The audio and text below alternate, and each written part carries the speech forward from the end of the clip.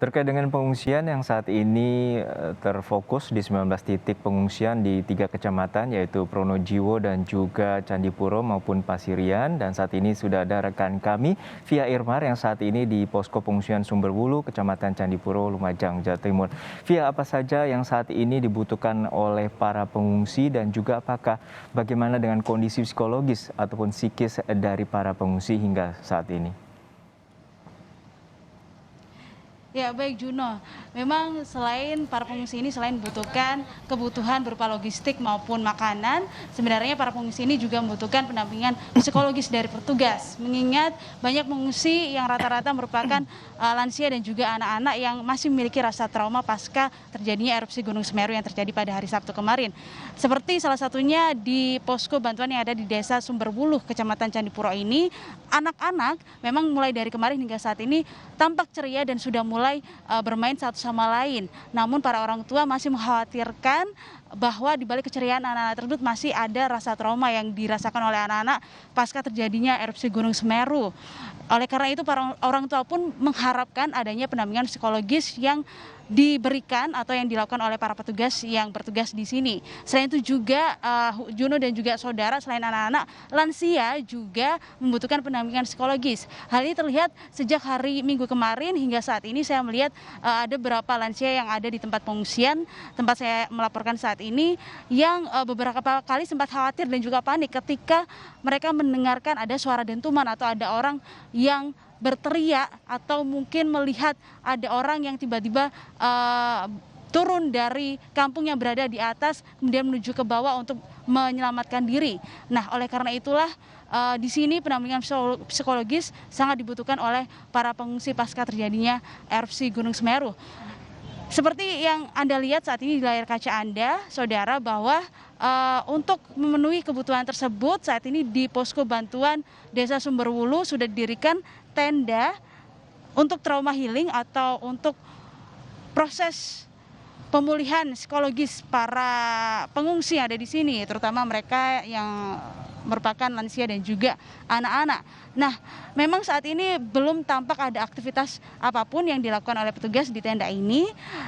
Namun berdasarkan informasi yang saya terima bahwa petugas ini mobile atau bergerak ke titik-titik pengungsian terutama yang berada di Desa Sumberwulu yang memiliki banyak anak-anak, pengungsi dari anak-anak maupun juga lanjut usia. Nah, untuk lebih jelasnya lagi, Juno dan juga saudara, sudah bersama saya pada siang hari ini Bapak Imade Ardita. Selamat siang Pak Made. Selamat siang, Mbak. Pak Made, sejauh ini bagaimana proses healing, trauma healing yang dilakukan oleh petugas kepada para pengungsi, khususnya mereka yang berada di Desa Sumberwulu, Bapak? Baik, terima kasih, Mbak. Kita dari tim kesehatan Kodam 5 Brawijaya dapat perintah dari pimpinan kita untuk melaksanakan kegiatan di samping memberikan pelayanan kesehatan pada korban bencana. Ya, kita juga menangkap juga di sini perlunya kegiatan trauma healing untuk adik-adik kita maupun para lansia. Ya, hal itu sudah kita lakukan secara mobile. Ya, tim kita di sini sudah mulai bergerak. Ya, kemarin juga kita sudah melakukan di Pondok Pesantren Hulul Hubab. Ya, termasuk barusan tadi juga di sini kita sudah melaksanakan juga. Tapi setiap hari kita mobile. Di samping kita melaksanakan trauma healing, kita juga ada tim kita. Tim kita itu ada dokternya juga, dokter kesehatan dari Kesdam 5 Brawijaya. Kita juga melaksanakan pemeriksaan kesehatan. Ya. Di samping itu nanti kita akan kolaborasi sama Bapak dokter, ya. Nanti akan diperiksa kesehatan secara fisiknya juga. Nanti kalau anak-anak itu kita akan sisihkan, kita akan jadikan satu, akan kita buat permainan untuk menghilangkan rasa trauma tersebut. Pak Made, di titik-titik pengungsian mana saja yang sudah dilakukan trauma healing oleh petugas di kawasan Desa Sumberwulu sendiri? Baik, terima kasih, Mbak. Perlu kami sampaikan, untuk kegiatan trauma healing yang sudah kami lakukan ada 2 tempat, Mbak. Yang pertama kemarin di Pondok Pesantren Hulum Hubab itu sudah kita lakukan karena banyak di sana adik-adik kita, ya, sudah kita lakukan sangat-sangat antusias sekali, ya. Termasuk juga di sini juga adik-adik kita juga banyak tadi sudah kita lakukan. Yang lainnya kita akan mobile karena kita kolaborasi sama juga dinas kesehatan, teman-teman relawan lain. Nanti di mana titik-titik pengungsian yang banyak adik-adik kita, lansia, ya, yang butuh edukasi untuk menyemangati, kita akan mobile.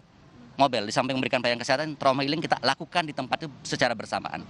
Rata-rata seperti apa Bapak kondisi psikologis yang dirasakan oleh para pengungsi, terutama mereka yang masih berusia anak-anak, Bapak?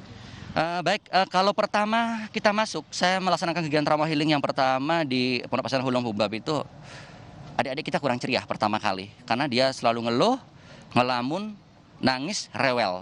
Ya, setelah itu kita berikan kegiatan, kita pancing dengan permainan-permainan, kita pancing juga memberikan makanan sehat, snack-snack, kita buat mereka happy, se-happy-happynya kita buat, kita ajak permainan game-game. Setelah itu kita lihat banyak sekali manfaatnya.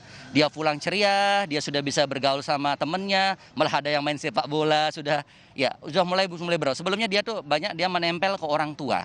Ya, menjadi saudara yang terdekat. Setelah kita lakukan kegiatan itu banyak yang manfaatnya kita lihat langsung, kita lihat di lapangan, kita edukasi semangat, harus bangkit, harus bisa bahwa kamu anak Indonesia harus mampu hebat, bisa melewati semua ini. Oke, data sementara ada berapa anak, Bapak?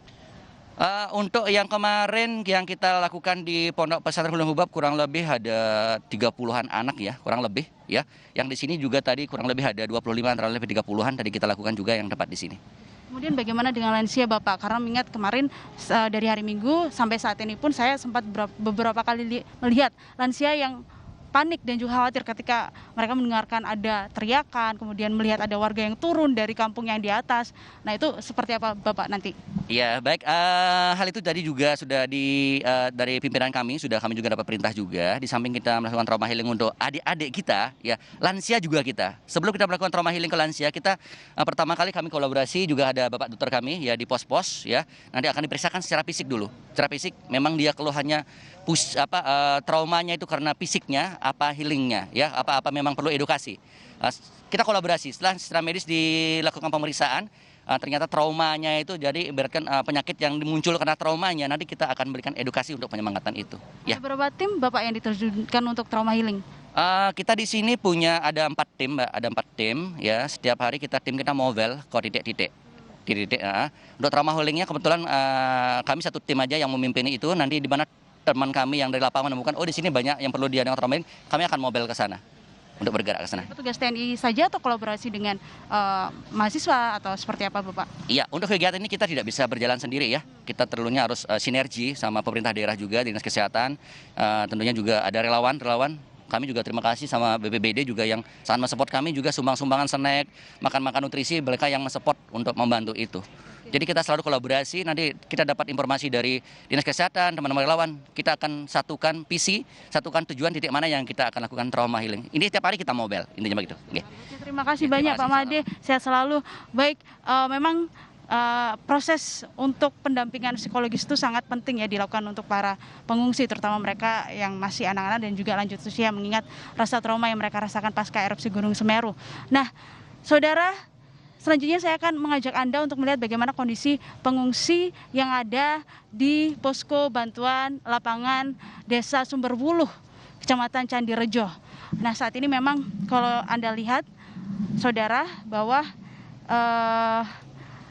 ada banyak bantuan yang terus berdatangan ke Desa Sumberwuluh ini kepada warga terdampak erupsi Gunung Semeru.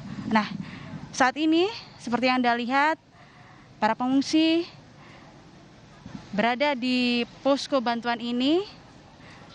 Sudah ditambah jumlah tendanya, jika di beberapa hari sebelumnya hanya ada 1 tenda khusus untuk pengungsi di posko ini, namun sekarang sudah ada 2. Ya, mereka baru saja menerima bantuan makanan dan juga bantuan sembako dari Presiden Joko Widodo yang tadi pagi sekitar pukul 10 meninjau secara langsung kondisi para pengungsi di posko bantuan Desa Sumberwuluh. Nah, ini seperti yang Anda lihat di sini mayoritas adalah lansia dan juga anak-anak, di mana mereka baru saja menerima bantuan sembako seperti beras, ada juga gula, air mineral. Bahkan kemarin juga mereka mendapatkan bantuan berupa pakaian layak pakai serta juga selimut. Nah, rata-rata mereka ini berasal dari dusun Kamar Kajang dan juga Bondeli yang merupakan masih dalam wilayah Desa Sumberwuluh. Seperti yang kita ketahui, saudara, bahwa 2 dusun tersebut, Bondeli dan juga Kamar Kajang ini merupakan 2 dusun yang paling terdampak dan juga masih rawan hingga saat ini karena dilewati aliran lahar dingin dari Gunung Semeru, sehingga mereka diharuskan untuk mengungsi. Rata-rata mereka yang berasal dari kedua dusun tersebut ada yang memutuskan untuk mengungsi di tempat pengungsian yang sudah disediakan, namun ada juga yang memilih untuk mengungsi ke rumah sanak saudara mereka yang berasal atau yang berada di luar desa Sumberwuluh. Nah, ini seperti yang Anda lihat saat ini, saudara, anak-anak ada yang bermain, kemudian juga yang istirahat. Ibu-ibu juga saling berbincang satu sama lain. Ada sekitar puluhan, mungkin sekitar 50 lebih pengungsi yang ada di posko bantuan di desa Sumberwuluh. Dan mudah-mudahan dengan adanya bantuan logistik, makanan, serta pendampingan psikologis ini bisa mengurangi rasa trauma dan juga bisa mengurangi beban yang mereka rasakan pasca terjadinya erupsi Gunung Semeru. Juno. Langkah dari Kodam Brawijaya untuk melakukan trauma healing dan juga posko kesehatan yang dibangun oleh Lantama 5. Dan tadi Presiden sempat meninjau ke lokasi titik pengungsian, apa saja yang disampaikan dan saat menemui dengan para korban pengungsi yang saat ini berada di Sumberwuluh. Ya, pada saat Presiden meninjau ke pengungsian yang ada di Sumberwuluh sendiri, Presiden menyampaikan bahwa mudah-mudahan bencana erupsi Gunung Semeru ini bisa kembali pulih dan tidak terjadi lagi, sehingga keadaan bisa kembali normal dan warga juga bisa kembali beraktivitas seperti biasanya. Dan tentu saja Presiden mendoakan agar kesehatan, baik itu kesehatan secara fisik dan juga psikologis dari para pengungsi ini juga bisa kembali pulih. Seperti itu, Juno. Baik, terima kasih laporan lengkap Anda, rekan Via Irmar dari Posko Pengungsian Sumberwuluh, Kecamatan Candipuro, Kabupaten Lumajang, Jawa Timur.